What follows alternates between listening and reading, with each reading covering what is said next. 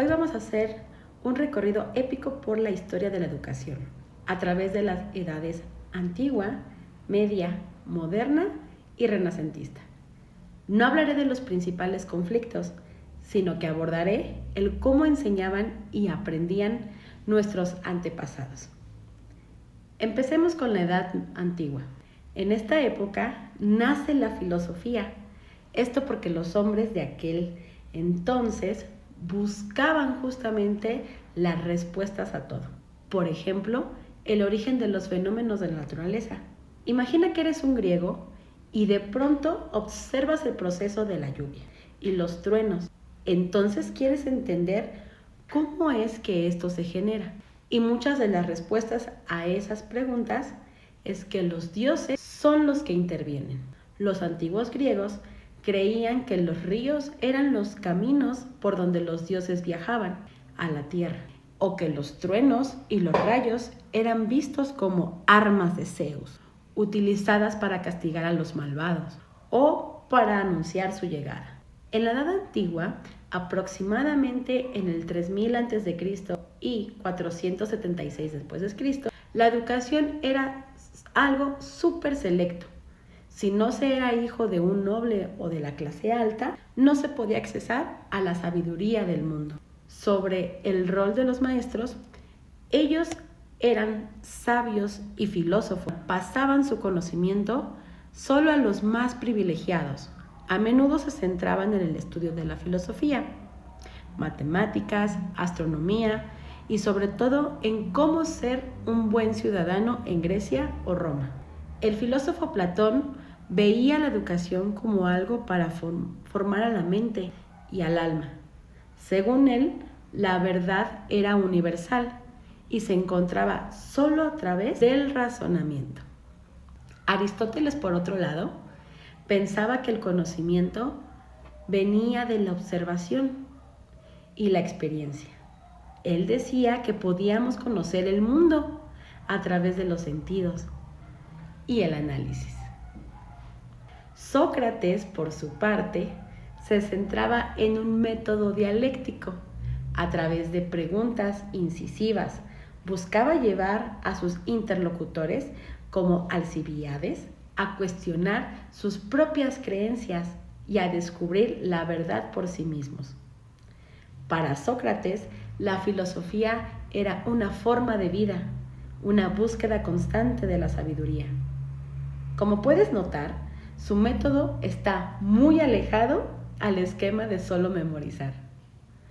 Como característica de la educación de la Edad Antigua, podemos resaltar que era selectiva, ya que solo los ricos y las personas con poder podían accesar a la educación. Su finalidad era formar buenos ciudadanos, pero más que nada, buenos filósofos. Y sus actividades iban desde discutir, debatir, leer textos filosóficos y escribir como los primeros ensayos.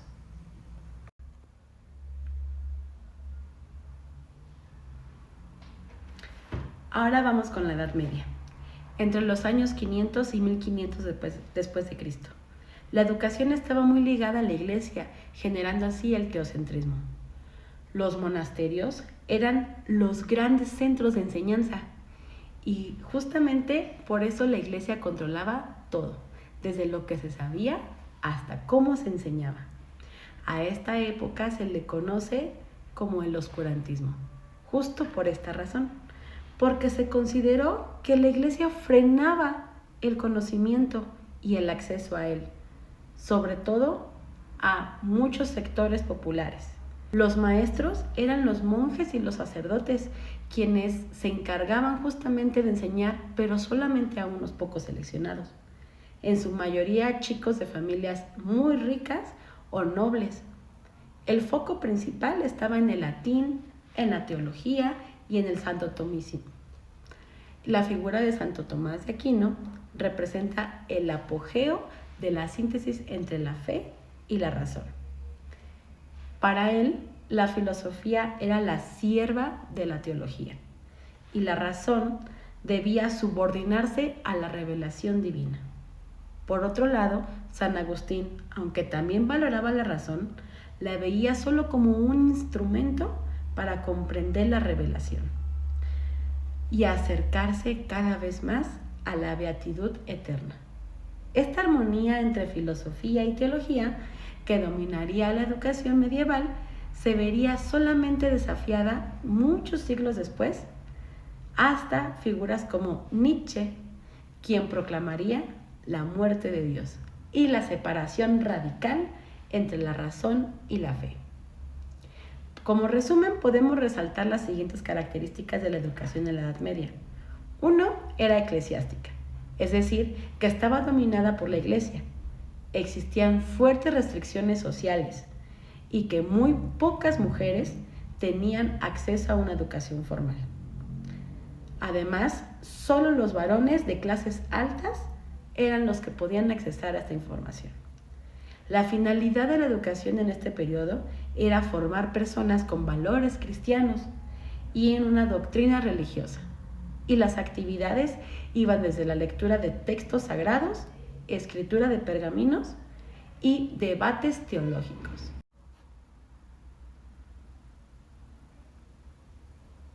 Y ahora atención, porque llegamos a la Edad Moderna.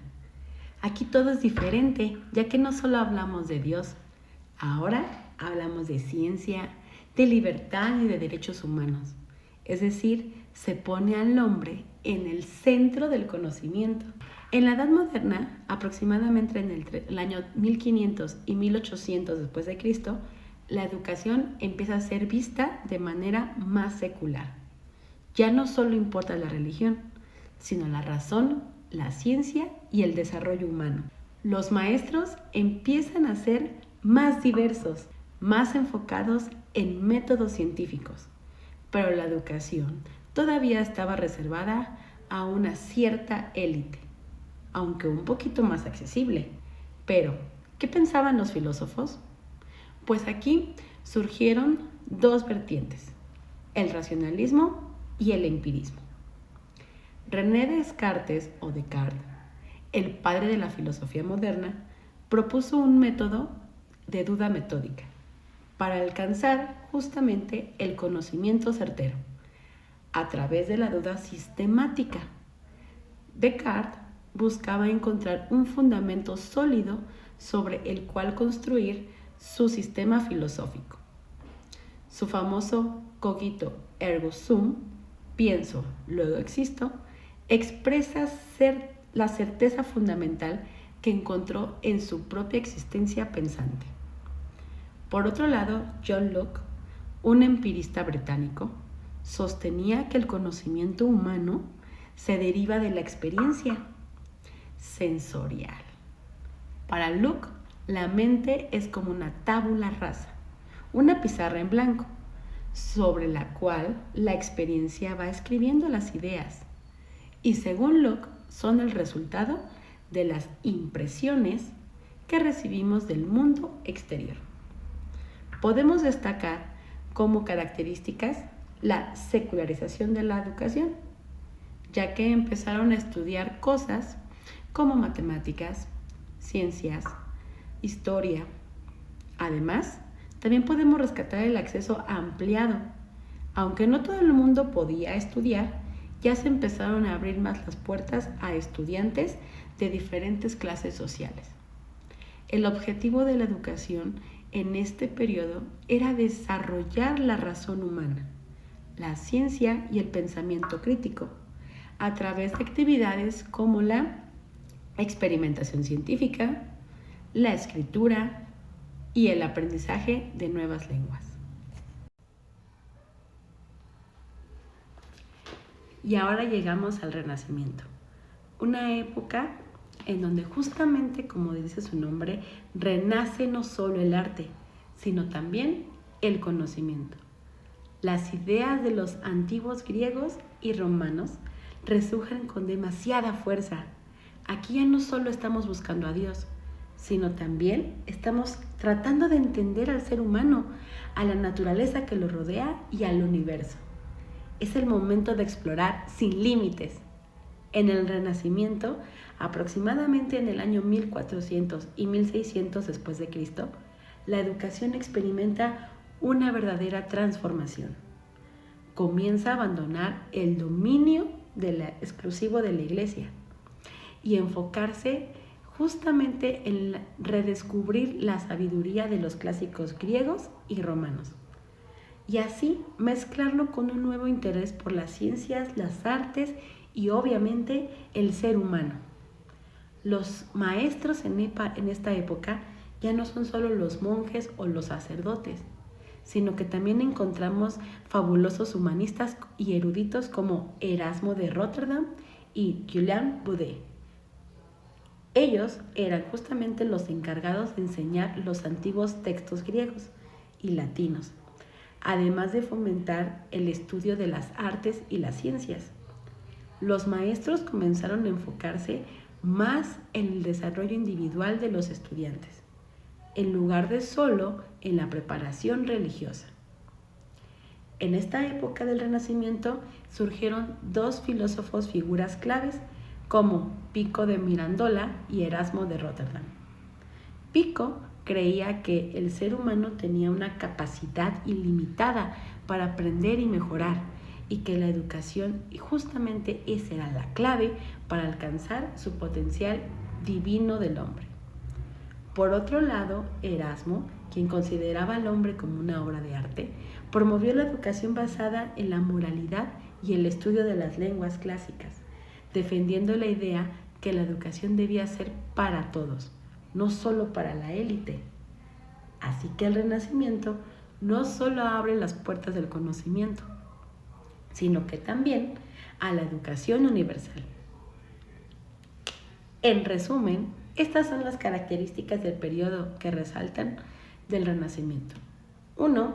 El humanismo, ya que se hace un fuerte énfasis en el estudio de las humanidades, literatura, historia, filosofía y el regreso de textos clásicos como los griegos y latinos. En segundo lugar, también tenemos un gran acceso ampliado a la educación. Aunque sigue siendo una gran parte para las clases altas, empieza a haber un movimiento justamente a la educación y se hace más accesible para ciertos ciudadanos comunes, ¿no? Cualquier persona podía acceder a la educación, especialmente en ciudades estado-italianas. El objetivo era desarrollar el ser humano en su totalidad, en todas sus capacidades intelectuales, como en sus talentos artísticos, científicos. La educación ya no es solo para aprender a ser religioso, sino para ser una persona completa, crítica y creativa.